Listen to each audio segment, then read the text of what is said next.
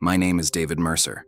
I'm a 58-year-old pastor, 30 years behind a pulpit, 30 years speaking with the kind of certainty that only comes from men who've never had God answer back. I was wrong about almost everything I thought I knew, and I died in front of 300 people to find that out. What I'm about to tell you is what changed everything, for me, and for every person who heard the sermon I delivered 3 weeks later. It was a Sunday morning, the kind that fills Grace Community Church with colored light through the East-stained glass, all amber and gold pressing through the pews. I was mid-sermon, building toward something. The congregation was attentive. They always were. In the third row, Nathan Cole and Lily Chen sat very still. Nathan had his arm around her. Lily was staring at her hands. I was talking about covenant, about the sanctity of commitment, about what it means to honor God in the ordering of your household. My voice was steady. My hands were steady. I believed every word I was saying. And then my hand went to my chest. The notes fell. All 7 pages, drifting down, separating in the air. I remember watching them fall as if from a great distance. I remember someone in the back row saying, "Pastor David?" in a voice like a question that wouldn't be answered. I remember the stained glass, and then nothing. What I didn't know, what none of them knew, was that I was about to come face to face with the one I had been preaching about for 3 decades, and everything I had told those 300 people was about to be turned inside out. 3 days before that Sunday, Lily Chen had sat across from me in my office. She came in the way people do when they are carrying something they're ashamed of. Shoulders forward, voice quiet, choosing her words carefully. Lily was 29. She taught 2nd grade. She had been part of Grace Community since her mid-20s, the kind of congregant who remembered the names of everyone's children, who prayed the way you can tell some people actually believe it. She trusted me. That was the word I should have held on to. She told me she and Nathan had moved in together. Practical necessity, shared intention. Both of them committed to each other and to their faith. She wasn't asking permission. She was asking for my guidance. There's a difference. I didn't understand it then. I kept my voice pastoral. I told her I would pray about it. What I actually did was go home and spend 4 hours writing a sermon. A young woman came to me in trust, brought me something tender, something she was already wrestling with, and I turned it into material. I didn't see it as a betrayal. I told myself I was protecting the congregation, that a shepherd's job was to redirect the sheep, not to tell them every direction they chose was fine. I had 30 years of that reasoning. It had never felt like arrogance. It had always felt like faithfulness. There was a reason I came down so hard on cohabitation, harder than the topic required. The reason had a name. Margaret. My wife of 26 years had died 2 years before. A stroke. Sudden. Nothing anyone saw coming. And when she died, she took with her the one thing that had kept me honest. A person who knew me well enough to push back. In her absence, I filled the silence with certainty. I preached with more force, more conviction, more edge. I had been standing at that pulpit preaching rules, partly because I believed them, but partly because rules were something I could hold on to when everything else felt hollow. The Sunday of that sermon, Nathan and Lily arrived at their usual time. I watched them holding hands as people filed in. I turned away. I did not name them in the sermon, of course not. I used some and certain and there are those among us. But the sermon was built like an arrow, and it pointed directly at them. And in a room of 300 people where everyone knew everyone, there is no such thing as anonymous. I know the moment they realized it. Lily's head came up slowly. Her face didn't change, but her eyes did. Nathan went very still and moved his hand to cover hers. Not romantic, protective. Something between them tightened against what was coming from the pulpit.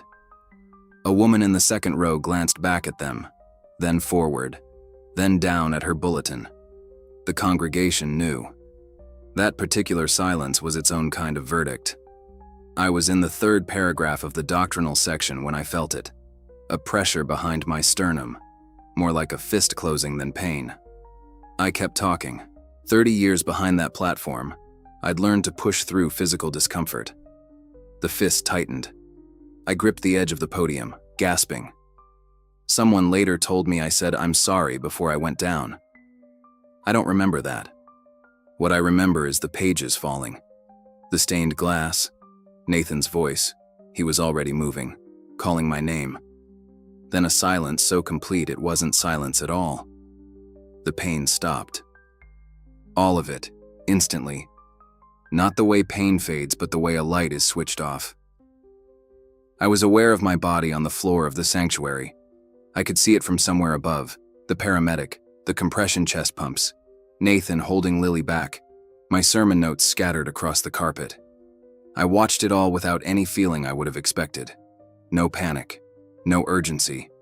There was a pull, not a tunnel, nothing cliched like that.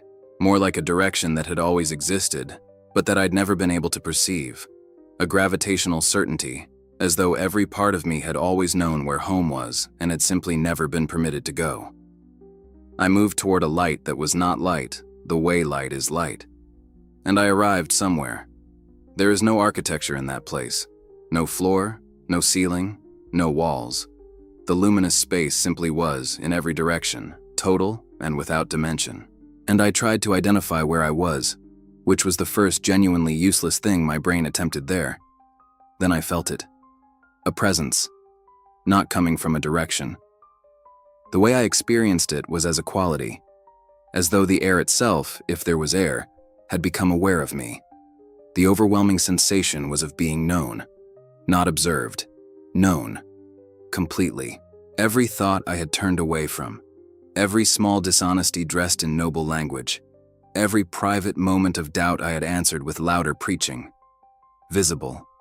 All of it, utterly transparent. What I expected was judgment. What I received was something else entirely. The love was not abstract. It was not theological language about grace.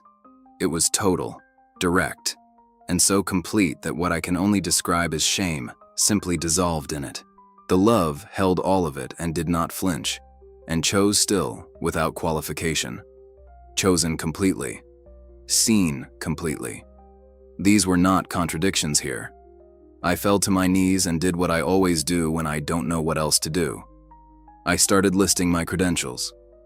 30 years, 300 congregants, 10,000 sermons. I presented my life of service, my doctrinal accuracy, my faithfulness, my sacrifice. I had spent my whole career building that case. I presented it confidently, in full command of the supporting evidence. The presence waited. Just the patience of something that had already seen all of it and was simply waiting for me to finish. Then, David, let me show you something. That voice. Not audible the way voices are audible, inside and outside simultaneously. Not heard but understood, the way you understand your own name when it's spoken by someone who has known you since before you were born. And the images began. He showed me couples. The first was in their 70s, sleeping in separate beds in separate rooms, legally married for 43 years, every certificate signed, every ceremony observed, and the vast interior absence between them, not physical distance, but two people who had shared a roof and almost nothing else for decades. The form, without the covenant.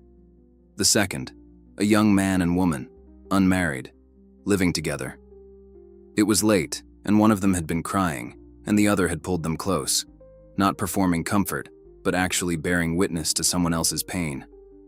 What was between them was luminous, not perfect, but built on the decision to remain present, to turn toward rather than away.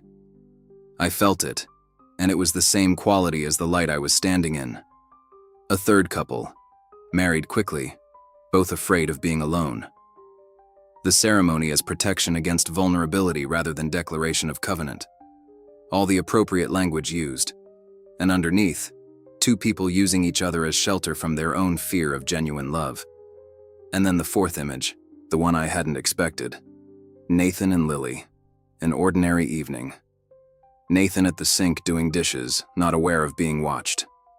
Lily in the armchair reading, a dog asleep across her feet. Nothing remarkable happening. And yet the quality between them, the chosenness of it, the way their presence together was a decision being made, quietly, constantly, without ceremony, was unmistakable. The presence did not speak. I understood without words. What God sees when He looks at two people together is not the address on the lease or the date on the certificate. What God sees is the condition of what is being built between them. I had built my ministry on a surface question. I had mistaken the container for the contents. I still tried to argue. Scripture, tradition, the moral logic of covenant requiring public declaration. I had a framework. I had citations. I have always had citations. The presence allowed this. Then the voice, with precision that stripped away everything I had been using as cover. David. The issue was never the shared roof. The issue is whether two people are building toward each other, genuinely, with intention, with fidelity of heart, or whether they are using each other as shelter from the fear of being alone. Cohabitation can be covenant. Marriage can be an escape from genuine covenant. What breaks the heart of God is not where someone sleeps. It is when a person treats the one beside them as temporary, as expendable, as a placeholder. And it is when a religious leader uses the fear of God to control the private lives of people who came to him for love. I had mistaken certainty for faithfulness my entire ministry. The precision of that mistake, laid out without anger, without cruelty, simply stated as fact. It was more devastating than any condemnation. Then the voice again. Quieter this time, more personal. I was in a small apartment, 30 years earlier. The furniture I recognized, the window light I recognized, the woman at the kitchen table, young, coffee cup in both hands, smiling at something I was saying. I recognized her before my mind caught up to my heart. Margaret, 26 years old, the year before our wedding. We had been living together in that apartment for 4 months. I watched the version of myself who was 27 and had not yet built the cathedral of doctrine I would spend 3 decades constructing. I watched what was between us, not the way I had told it in my memory, with those 4 months quietly compressed, the timeline re-narrated so the ceremony became the beginning of the real story. I watched it the way it actually was. And what was between us in that apartment was exactly what was between Nathan and Lily in theirs. Chosen, tended, real. Then he showed me our wedding day, not as a correction of what came before, as the public declaration of what was already true. The covenant had preceded the ceremony. We had not waited for the wedding to love each other.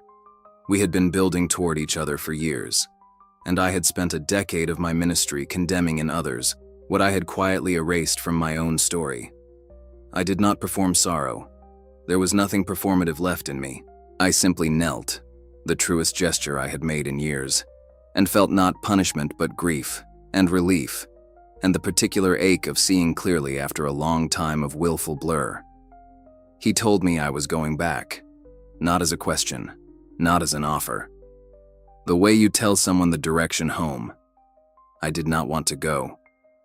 What I was standing in, that complete, unconditional knownness, is not something any human description can hold. The peace was the fullness of everything, without the weight of the fear I had carried for 58 years. I said something like, "I'm not sure I have anything left to offer them." And the voice said, "You have something now that you didn't have before." The sermon that put you on that floor was the end of one version of yourself. The return is the beginning of another. My return wasn't about extending my life. It was about correcting a specific harm. A young woman had come to me in trust, and I had weaponized that trust from a pulpit. There was work that only I could do, because only I had done the damage. He carried me back anyway. I woke in a hospital room. Fluorescent light. IV in my arm. The clock said late afternoon. I had been clinically dead for 41 minutes. The first thing I did was ask for my phone. I called Nathan, not Lily, because I wanted to give her the option of receiving what I had to say on her own terms. I said, "Nathan, I need you and Lily to come to the hospital before I'm discharged. I owe both of you something, and I won't put it in a message." He was quiet. Then, "We'll come, Pastor David." When they arrived, I asked them to sit. I told Lily that she had come to me seeking guidance, and I had used what she brought me as material for a public correction that was not my place to make. I told her I was sorry, truly sorry, the kind that understands the specificity of the damage. She had deserved actual pastoral care, not a sermon. Her. Lily cried. The quiet kind, where you're not sure when it started. Nathan put his hand on her arm and nodded at me in the way that men sometimes communicate things that don't have words yet. 3 weeks later, I stood at that pulpit for the first time since the collapse. The congregation expected a recovery testimony, a renewed sense of mission. The standard liturgy of the near-death experience filtered through evangelical familiarity. What they got was a message I hadn't written. Not a single note on the podium. Just 30 years of a man who thought he knew, and 41 minutes of a man who finally did. I told them what I had seen. The couples. What had been said about covenant. That God's concern is not the matching names on a mailbox, but the condition of what is being built between two people. That cohabitation and marriage are containers, and containers matter. But they are not the question. The question is what you are carrying. Whether you are building toward each other or sheltering from each other. Whether the person beside you is chosen or convenient.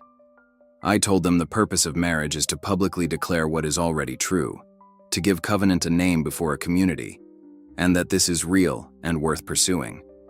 But I told them also that the piece of paper is not the same as the covenant, and that men like me have sometimes confused the two for reasons that had more to do with our own need for order than with the actual concern of God.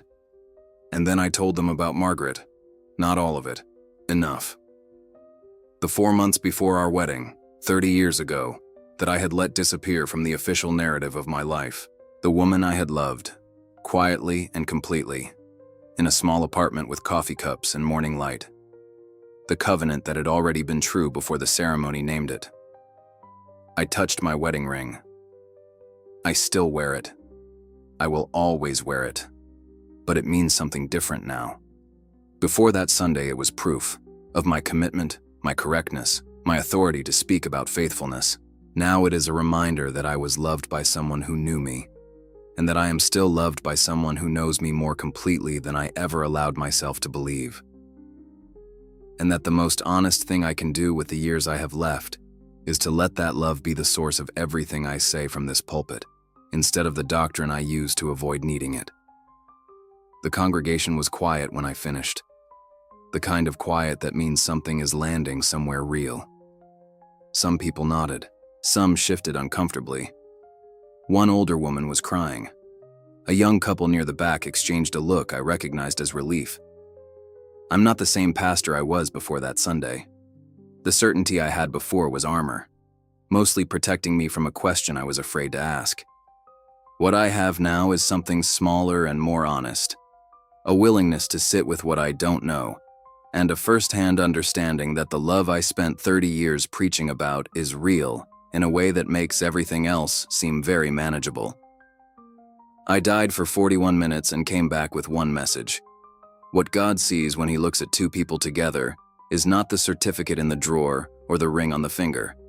What He sees is whether they are turning toward each other, whether the bond is intentional or born of fear, whether the covenant is in the heart before it is in the language.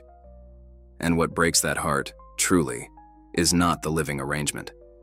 It is when we use the fear of God to control the lives of people who came to us looking for love.